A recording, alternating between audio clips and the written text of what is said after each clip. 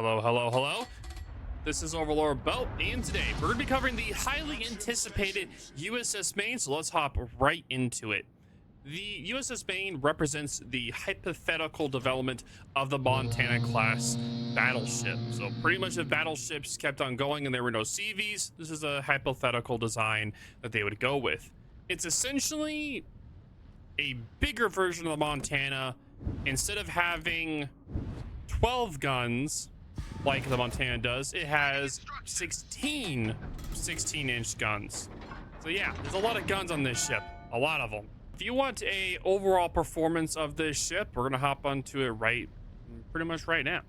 So this particular ship has the same performance as the Montana, very high accuracy, does a very good job crushing broadside ships. One of the main differences with this ship, we're going to get into it right now, is that she has a unique combat instruction which boosts her anti-air by 25% and reduces fire and flood damage tick by 65% for 45 seconds.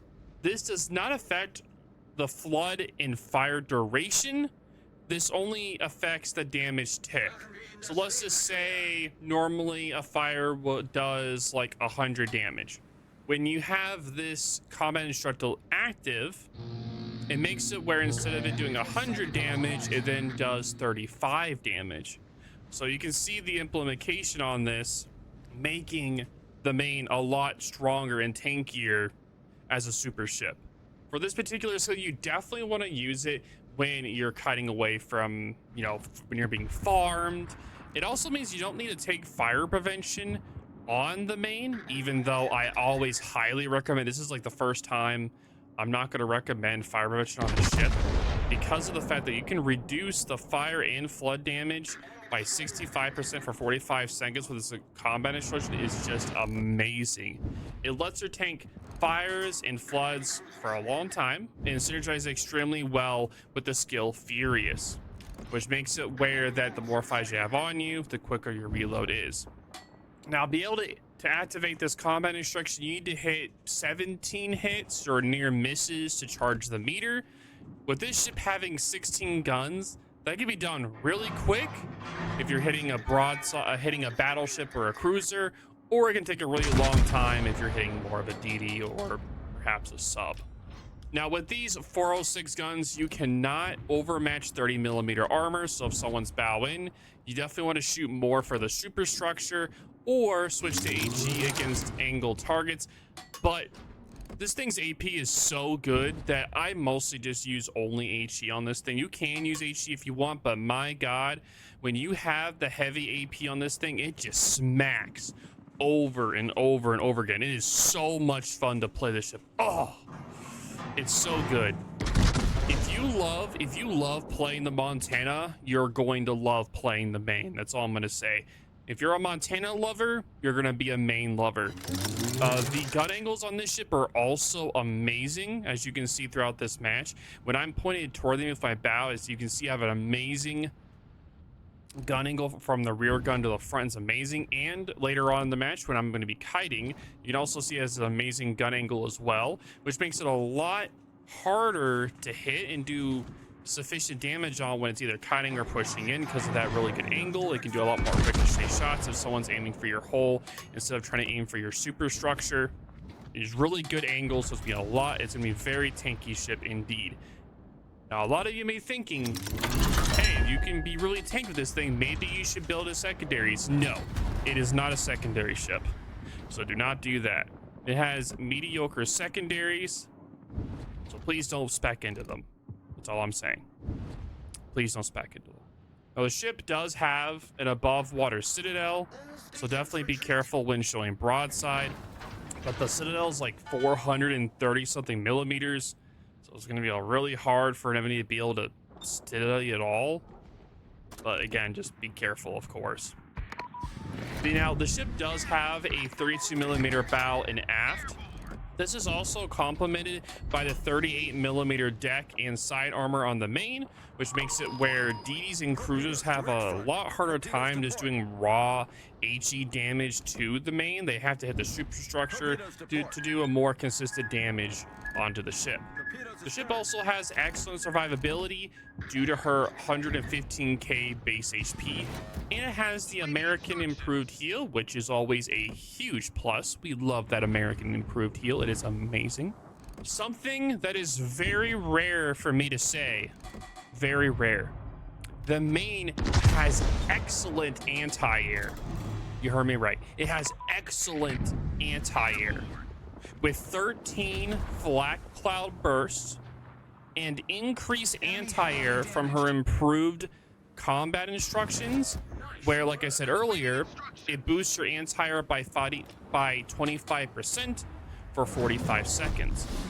Which means that if you're being heavily farmed by cruisers and CVs, you can just turn that combat instruction on and just start smacking that CV for even daring to enter your anti-air range. You just smack it.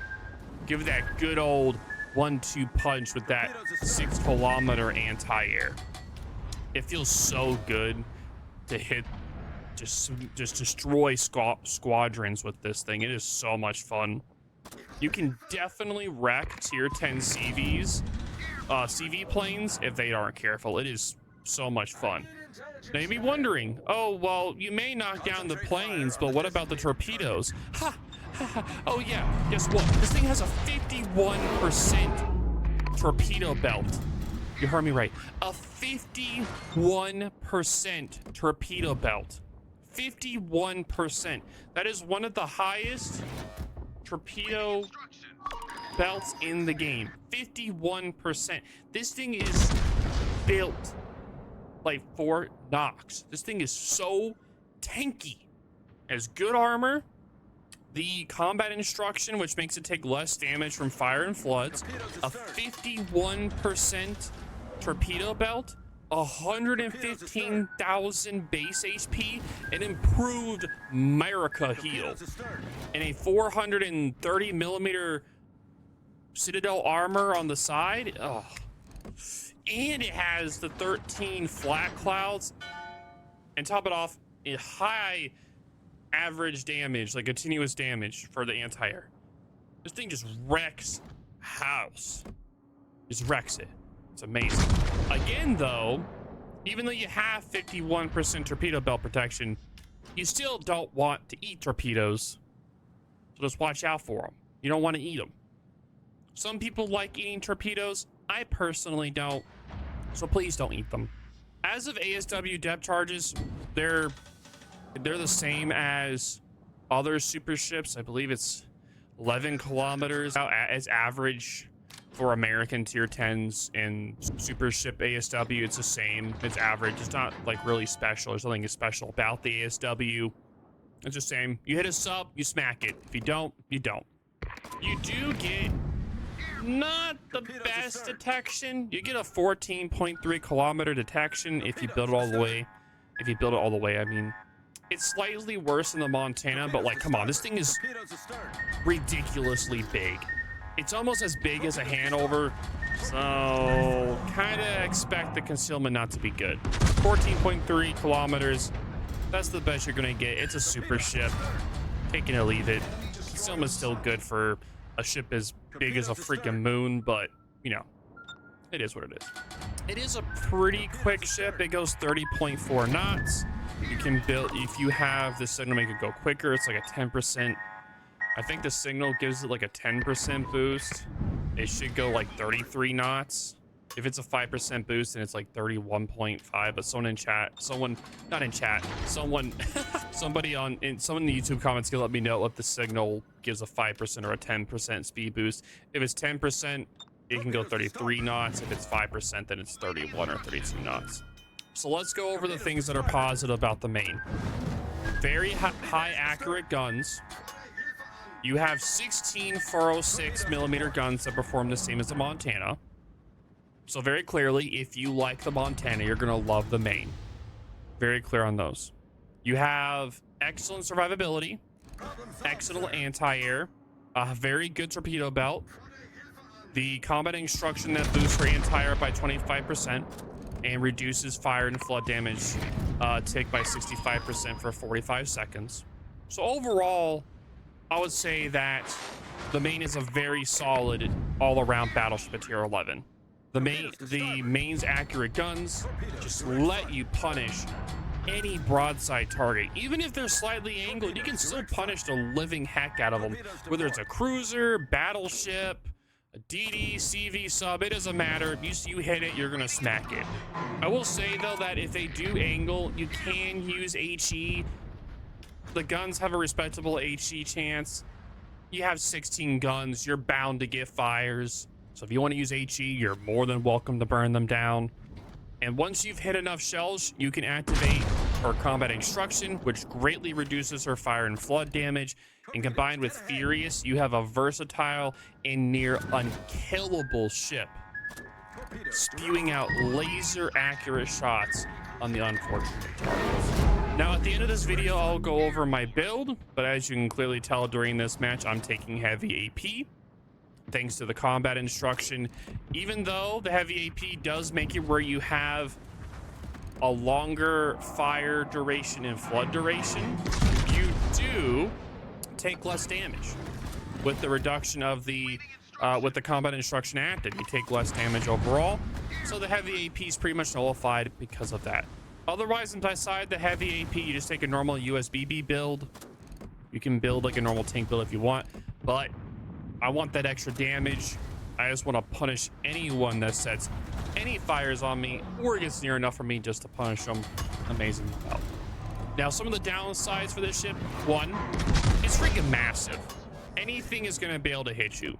You're the size of a moon.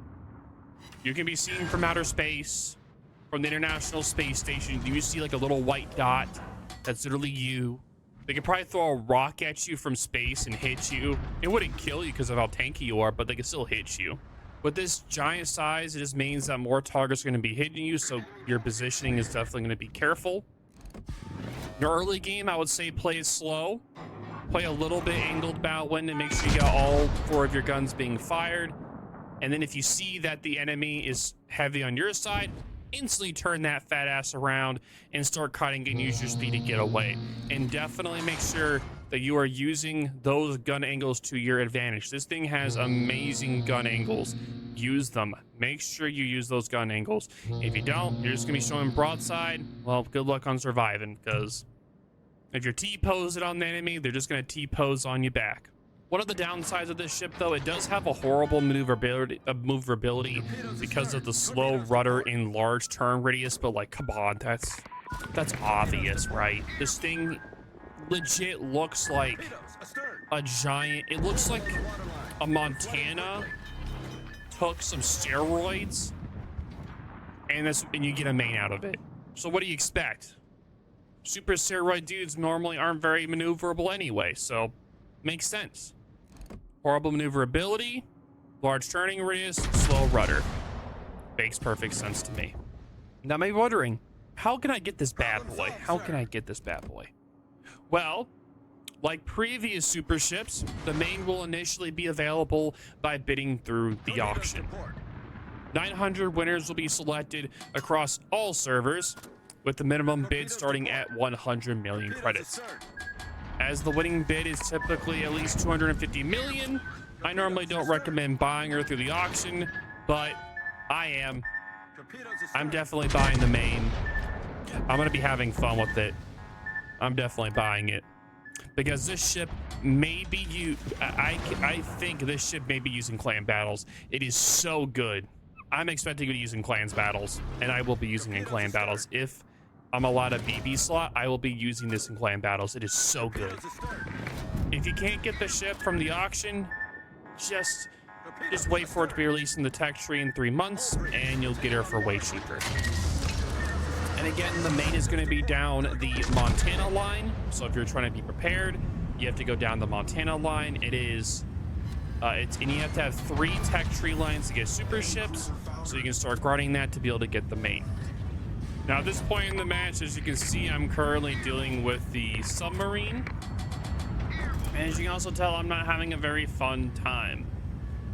I've pretty much come to the conclusion that if I want us to win this match, I kind of have to be the sacrificial lamb on dealing with this submarine, which I've been doing with all match.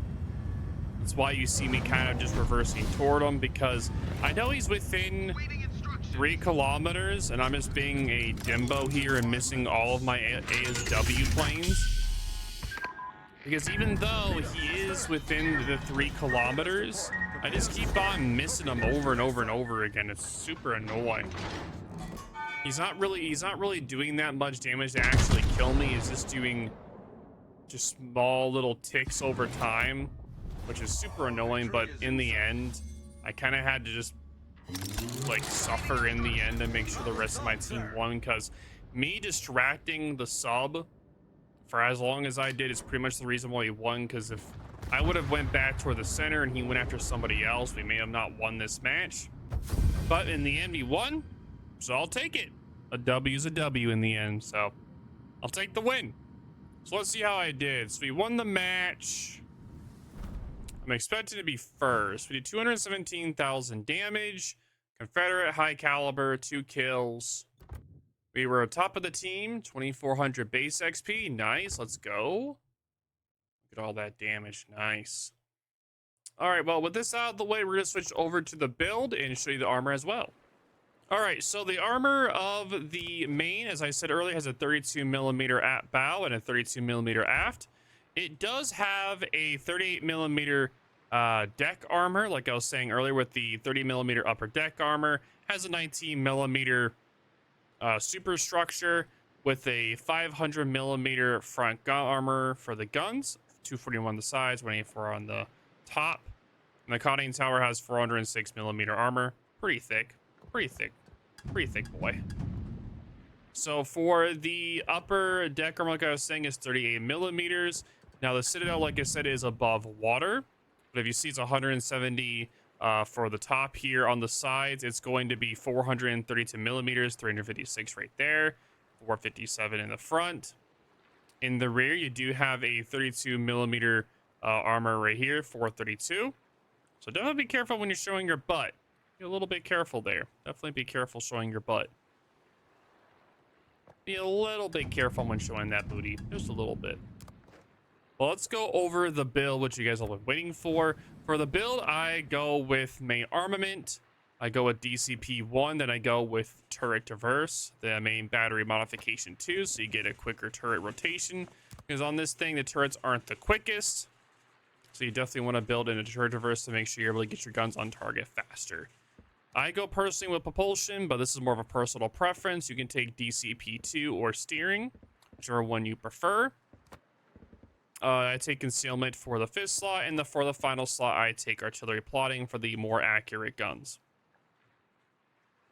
For the commander build, you can go with Halsey. I mostly would say I would go with Halsey. He's very, very good. I just picked Benjamin Power since I was using him for the testing. Doesn't really matter.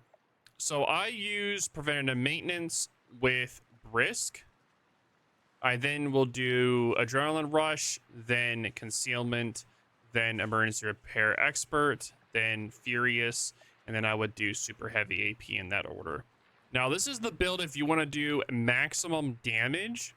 If you're trying to do, this is a maximum damage build where you're not trying to be tanky, you're just trying to do maximum damage, because the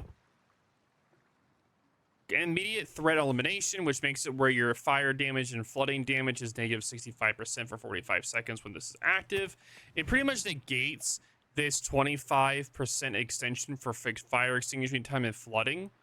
It makes it where you're going to be tankier for these flood and fires that have been going on.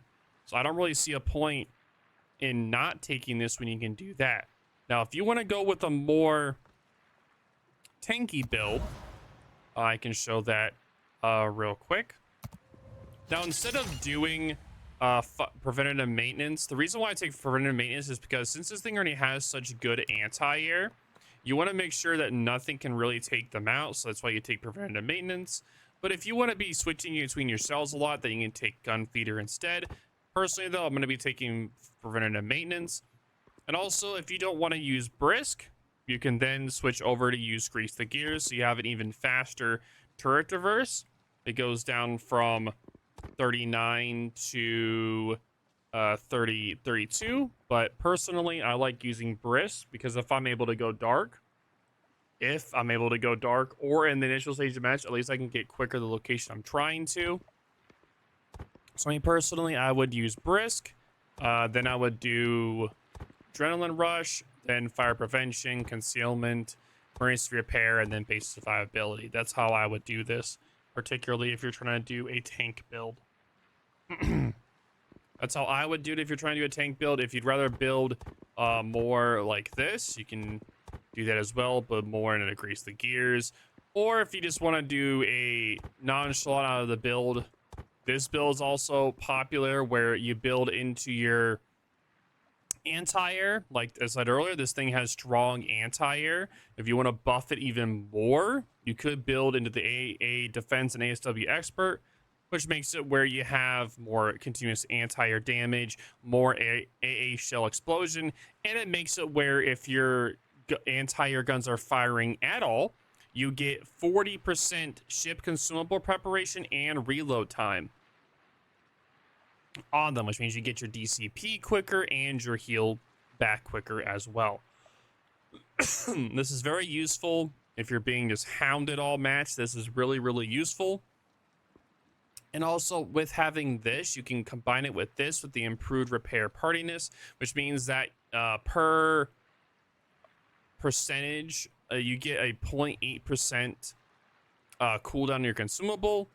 So pretty much per 100% of your ship HP that's done. So say you have 115,000 potential damage done to you.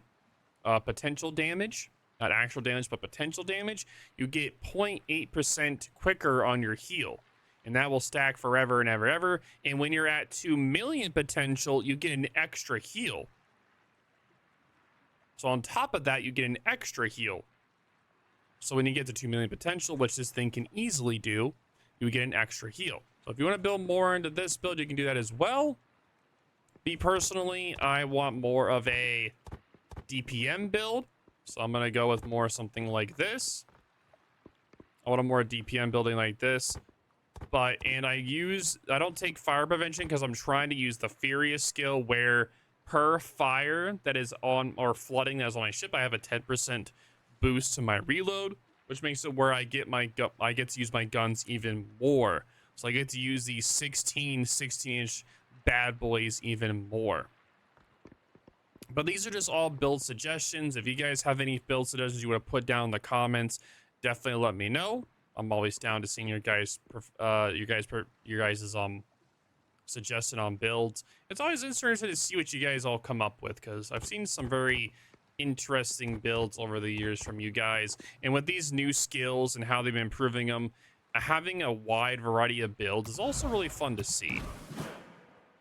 But anywho, thank you guys all for watching. If you guys have any questions or concerns, let me know in the comments down below. And I just wanted to take the time to thank everyone that is a member of my YouTube. Thank you guys for your contribution to the channel and helping me able to create videos.